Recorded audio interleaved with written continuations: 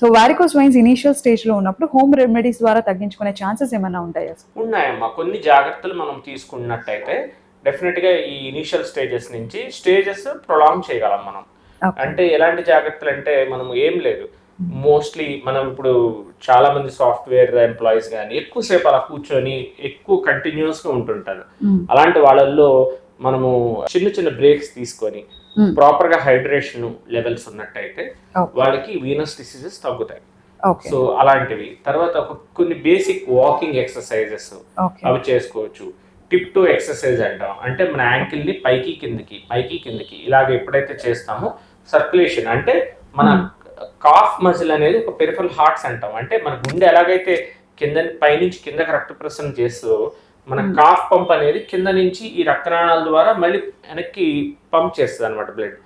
ఆ కాఫ్ పంప్ను కూడా మనం మంచిగా చెప్పచ్చు.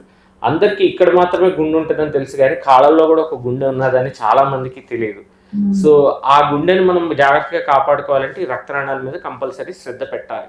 పైనుంచి రక్తం వెళ్ళటమే కాదు, కింద నుంచి రక్తం పైకి వెళ్ళినప్పుడే కదా మనకి సర్క్యులేషన్ అనేది అవుతుంది, లేకపోతే ఒక చోట నిలిచిపోతుంది కదా రక్తం. సో ఈ విషయాన్ని మనం గమనించి ఇలాంటి చిన్న చిన్న హోమ్ రెమెడీస్ చేసుకుంటాము. కొంచెం ఎర్లీ స్టేజెస్ లో ఉన్నప్పుడు స్టాకింగ్స్ కూడా వాడుకుంటాము.